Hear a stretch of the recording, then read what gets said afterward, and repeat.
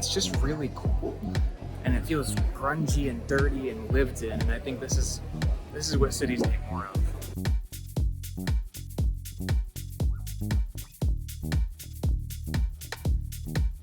Montreal, Quebec, and Toronto, Ontario are two of my favorite cities in all of North America, and despite the fact that they share those common Canadian bonds for a love of hockey and maple syrup, their experiences are entirely unique. As the largest cities of the Canadian provinces of Quebec and Ontario respectively, and Canada's two largest cities overall, both are densely packed with distinctive cultures, architecture, and cityscapes. Now here on A Sense of Travel, my goal is to capture all 5 senses of as many cities, countries, and natural wonders around the world as I possibly can, so that I can accurately immerse you into the physical experience of those places through the screen. That said, today I'm diving into more than just the things you can experience through photography and bullet lists. How do Montreal and Toronto stack up in their distinctive visual urban environs, the way the air smells, the delicious culinary classics that define their taste palettes, the sounds that fill your ears in the city streets, the way the air feels, and the ambience and lore that creates the magic of the atmosphere? We'll find out today in the latest installment of Comparing the Senses, Montreal versus Toronto. Before we take on the senses, let's take a quick look at the cities by the numbers. Montreal sits in southern Quebec, on the island of Montreal at the confluence of the St. Lawrence and Ontario rivers. The second largest city in all of Canada, Montreal proper has over 1.7 million residents, and over 4.2 million people live in the Montreal metro area. About 500 kilometers or so to the east, Toronto sits on the edge of the aqua blue Lake Ontario, one of the 5 Great Lakes at the heart of the North American continent. Canada's largest city, Toronto has a population of over 3.2 million residents, and the Greater Toronto Area is home to over 6.2 million. Both cities and their respective provinces sit on the eastern side of Canada, just north of the border between Canada and the United States. So the first thing to look at when stacking up Montreal and Toronto is perhaps the most obvious: their cityscapes. We'll kick off in Montreal. Montreal's cityscape is a perfect reflection of its layers upon layers of rich history and distinctive identity. It's clear right off the bat, whether by the French language, the chic fashion, or the high-flying Quebec flags, that Montreal has a clear sense of place, which is quite different from many other North American cities. Montreal as a whole feels quintessentially urban. Not New York City skyscraper urban, but, textbook urban. This is the most apparent in the patchwork of neighborhoods that surround the 764-foot-tall peak of Mount Royal, the city's regal, towering namesake itself. The neighborhoods in Montreal are properly urban. I mean, it's blocks upon blocks upon blocks of endless storefronts and then houses on top of them, which is exactly how it's supposed to be. Noticeable throughout these properly urban streets is a much higher concentration of local restaurants, cafes, and stores than any other North American city I've visited. Rivaled perhaps only by Quebec City, Montreal has one of the best Old Town districts in the New World. Vieux Montreal, or Old Montreal. Winding along the edge of the city's downtown near the St. Lawrence River, this cobblestone-layered district is graced by gray stone buildings on either side of its high street, home to dozens of cafes, restaurants, markets, and boutique shops.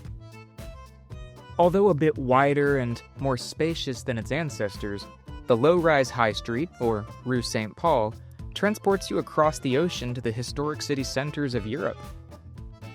As you stroll around the bends of Rue St. Paul, decorative, ornate spires and domes pop out on the horizon, magnificent and bold by day and regal and glowing by night. Many of the domes and steeples throughout Vieux Montreal and even parts of downtown are painted in a gleaming silver. The boutiques, shops, and the magnificently domed Bon Secours market are chock full of Canadian and Quebecois pride. Many of them feature a common product that unites not only each of these boutiques and shops, but Canadians as a whole: maple syrup. In fact, most of these shops even carry maple syrup-scented candles, and it took a lot of willpower by me not to buy each variation. Between the Old Town and the peak of Mount Royal is Montreal's bustling, gritty, and colorful downtown. This part of the city, like Vieux Montreal, is incredibly clean and feels remarkably safe for such a large urban area. The urban canyons are lined with glimmering, modern skyscrapers, ornate and decorative 18th and 19th century brick and stone storefronts, grand historic churches, and stretches of beautiful urban parks full of trees and string lights. Throughout downtown, you'll find streets draped in lights, a layered blend of modern buildings mixed with Gothic and Baroque Revival architecture, and a skyline dotted with bronze domes, arches, and skyscrapers. Montreal's natural side is postcard perfect. The deep blue and cascading St. Lawrence River surrounds the island city like a moat, and during my visit, the parks within it, like La Fontaine and Jeanne Park, feature bursts of crisp autumn foliage, woodsy hiking trails, and a backyard party atmosphere that makes Montreal feel like golden hour personified in a city. Instead of on a river, Toronto is perched on the edge of Lake Ontario, where its massive and sprawling modern glass and steel skyline is dwarfed by the towering CN Tower, which pierces the sky at over 2,000 feet above the ground. Shades of gray and blue in the modern, balcony-adorned skyscrapers and high-rises are broken up by canopies of lush, green trees and parks, blanketing the dozens of neighborhoods. The gleaming blue and gray glass of those balcony-adorned skyscrapers cluster around the urban canyons like trees in a forest, hovering over tons of older and more traditional Main Street-looking brick buildings. As you imagine yourself in those deep urban canyons, you notice that a lot of shops and storefronts use the maple leaf in their logo, that you can see the CN Tower from almost everywhere, and that the shops, cafes, and restaurants are remarkably international. Although, there are a few Canadian staples that remind you of just where you are in the world.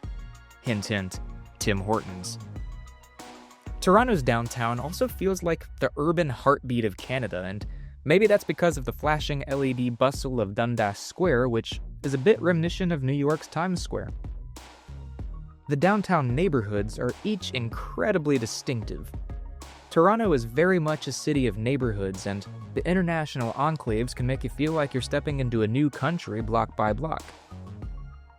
This is best exemplified by Toronto's Chinatown and Kensington Market, large enclaves with an incredibly local feel. In addition to a few battles and a big fire, Toronto is a good deal younger than Montreal, and so its old town is not as large or as, well, old. So Old Town Toronto is a little different than other old towns around the world. It's not super old, but it is still really cool. You've got a lot of these old brick buildings, street-side diners and cafes and bakeries, cool little shops. There's this really cool Flatiron building, which I really appreciate. And then, of course, surrounding the old brick Old Town buildings, you just have these really eclectic skyscrapers. And that's something I've been so impressed by in Toronto, is how unique the skyscrapers are here. They're not just big, tall, slender boxes. They have innovative character and design, and it's really cool. Within the Old Town, you'll find a great deal of street dining, lots of local Torontonians shopping, and beautiful green parks. Toronto is often noted as the world's most multicultural city. The St. Lawrence Market captures that sensation of Toronto as a whole in many ways, filled with tons of international cuisines and boutique shops blending peacefully with delicious local eats and local grocers. In many ways, the Old Town feels like a mid-sized downtown Main Street, creating a small-town atmosphere in the heart of one of North America's largest cities. It's just a really quintessentially fun urban feel. Of course, not everything about an urban environment has to be man-made, and I would be remiss if I didn't mention Toronto's stunning natural cityscape.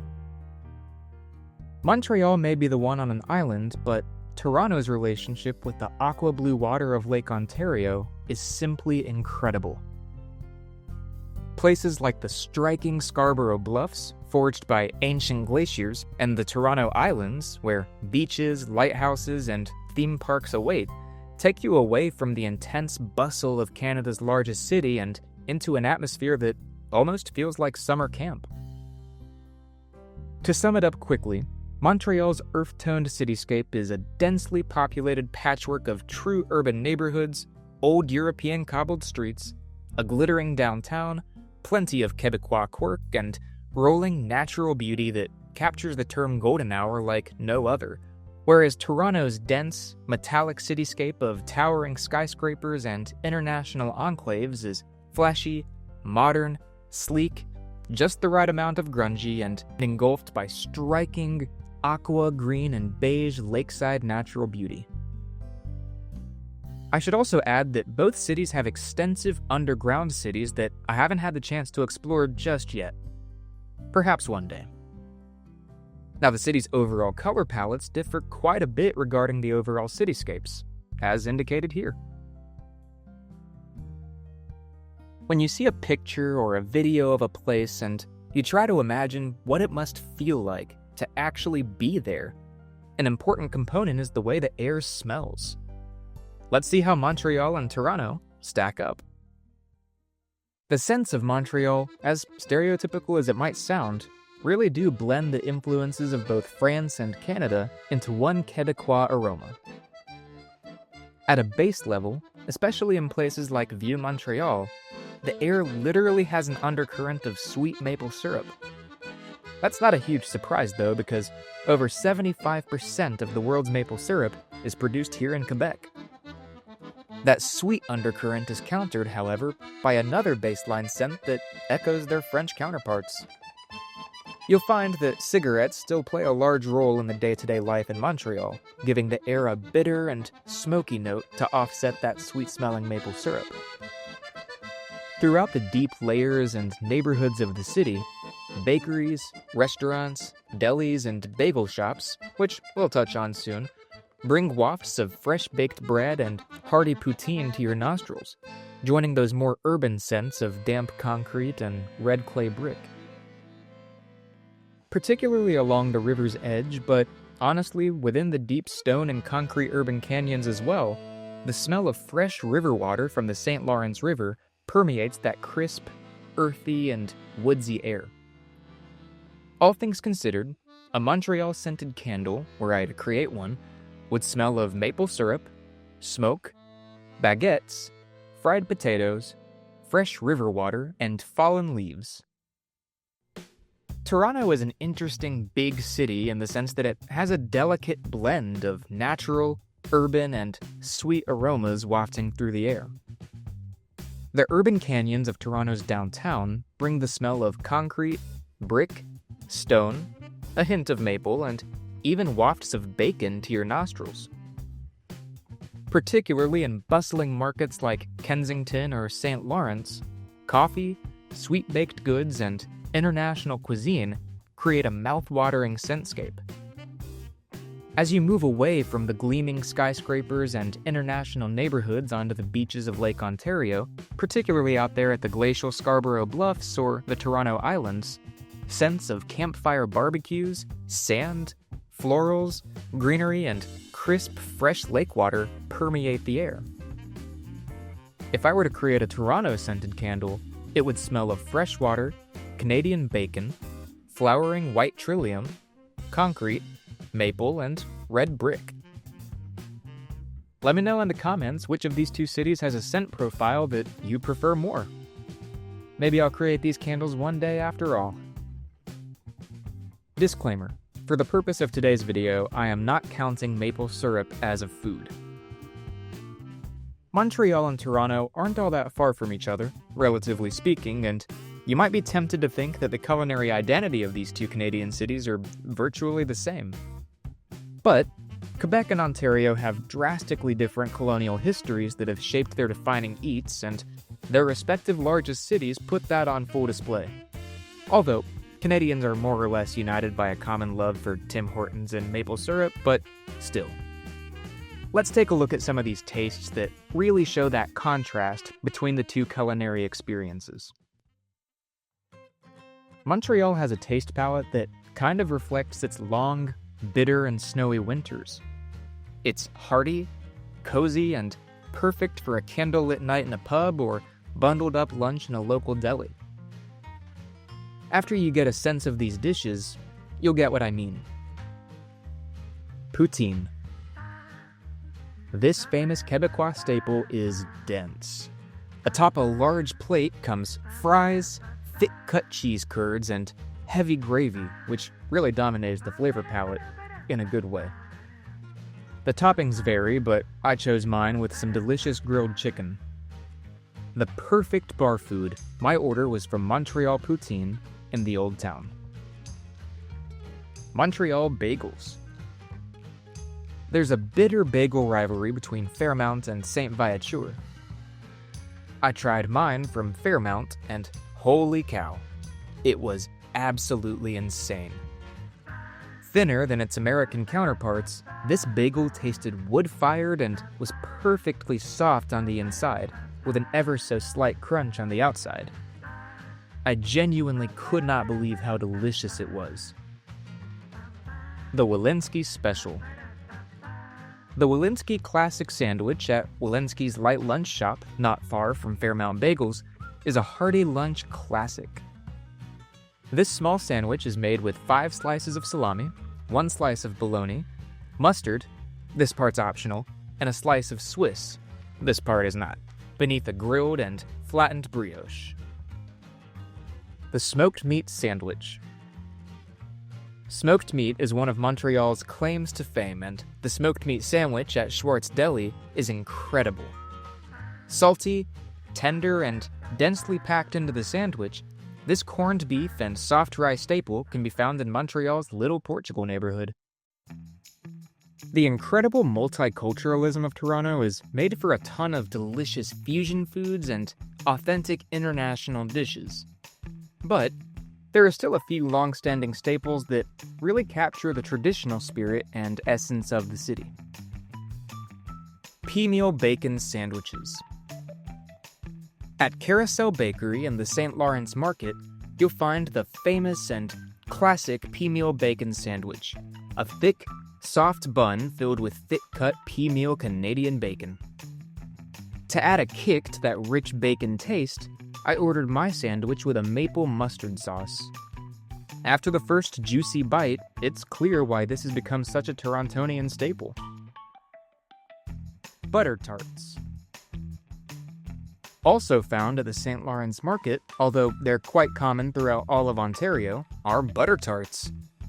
These thick, dense, sweet bread tarts are filled with a strong maple syrup, sugar, egg, and butter filling of a sticky, gooey consistency. And, as you might expect, they're sickly sweet.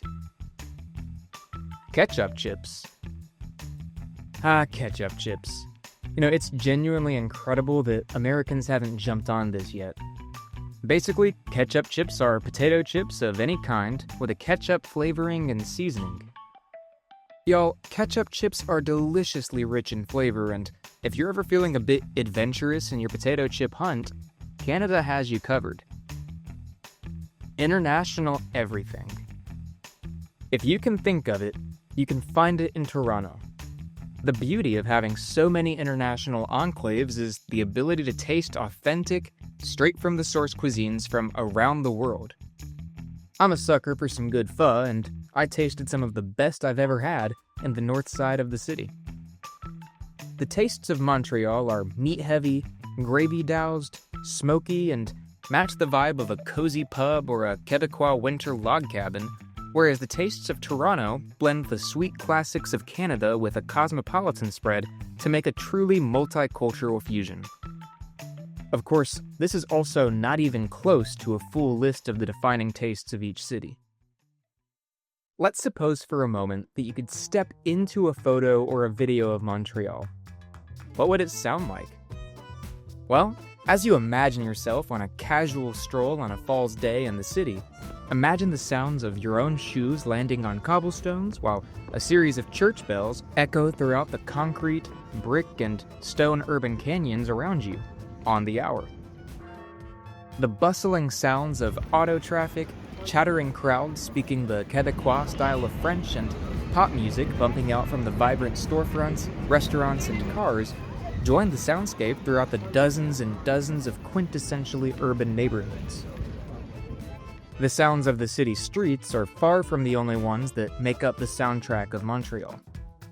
For example, down in the old port area, you should imagine the sound of rushing water from the immense and wide St. Lawrence River.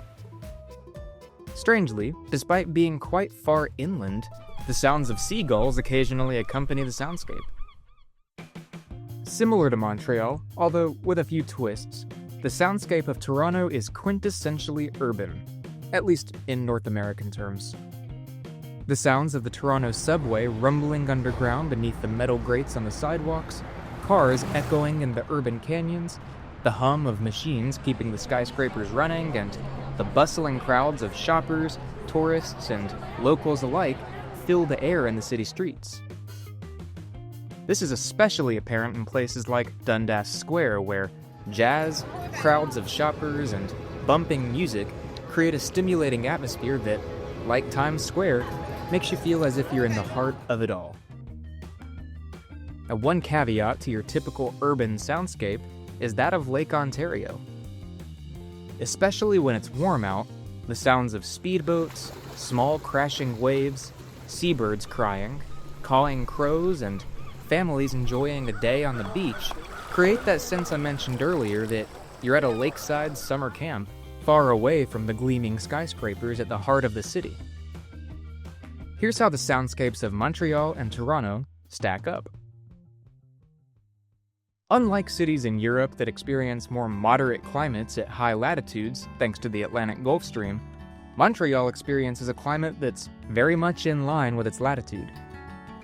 Montreal's climate is classified as humid continental, which basically means 4 distinct seasons that include hot, humid summers and cold, snowy winters. July's high temperatures sit around 80 degrees Fahrenheit, with January's hovering around 23 degrees Fahrenheit. Thank goodness for that underground city, huh? I haven't been to Montreal in the winter, but I do bet it's magical. Toronto also experiences a humid continental climate, although their winters aren't quite as chilly, with July's high temperatures averaging around 80 degrees Fahrenheit like Montreal, but January's highs hovering around 31 degrees.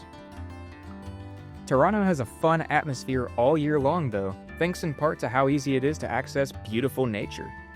Whether it's a snowy winter's day or a warm sunny day on the beaches of Lake Ontario. I'm saying it again because I just can't shake the thought. There's honestly kind of a summer camp at the lake vibe to Toronto, especially outside of the downtown area. I don't know how else to explain it. I'm a strong proponent of the idea that to really capture the spirit and the magic of places around the world, you have to let your imagination roam a bit wild. After all, urban legends, mythological fairy tales, and dramatized history are a big part of the identity of cities and countries worldwide. Letting fantasy and folklore infiltrate your mind as you wander about can really bring out the mystique and the charm in different places. Let's take a look at the ambience that each city evokes. We'll kick off in Montreal. I alluded to this before, but Montreal gives urban life to the concept of golden hour. I think if an autumn sunset could be personified into a major city, Montreal would have to be the one. That true North Canadian sensation is present with you throughout town, with a coziness that feels as warm and sweet as Quebec's maple syrup, even though the air outside is far from warm. This cozy autumn sensation blends with the distinctive identity of Quebec as a whole. French is the official language of the province, which was once a French colony known as New France prior to its eventual conquest by the British. This aspect of the province's history, coupled with the preservation of many of its cathedrals, homes, and markets dating back to the 17th century, give Montreal itself an atmosphere and general vibe far closer to one you may experience in Europe than the rest of North America. All of the signage is written in French, distances and temperatures are measured in metrics, pharmacy signs, like in Europe, are green, not red. Even the Starbucks signs read Café Starbucks. As you explore the city, you'll hear French being spoken far more than you'll hear English. There's a quirkiness to Montreal that feels rather Parisian, and you'll see little homages to that all over the place. There's also a certain French chic and stiffness in the air, especially in the fashion. Blend it all together and you have an ambience that you can really only experience right here in Canada's second largest metropolis. Toronto is one of the most multicultural cities on the planet. Something like 46% of Torontonians were foreign-born, making Toronto a true patchwork quilt of the world, but with that classic Canadian touch. Through the sea of skyscrapers, international markets, and glitzy billboards, you still get a slice of that old true north feeling like in Montreal, whether in the old town, outside of maple leaf branded storefronts, or on the Toronto Islands, where old haunting structures of Canada's past, like the Gibraltar Point Lighthouse, where the original keeper's spirit is said to roam, add an aura of mystique. Whether you're in places like the not-so-old Old Town or the stately campus of the University of Toronto, there's a kind of pioneering, new frontier kind of feeling. As if Toronto's story, while not brand new, is really just getting started. No matter how ingrained into the glimmering steel and glass you find yourself, you never really escape that camp at a remote lake sensation, at least not in the warmer months. Maybe it's just because of my American perspective, but Toronto feels far away and protected by its natural surroundings in a way that I've only ever experienced in places like Reykjavik, Iceland. The idea here isn't to pit cities up against each other.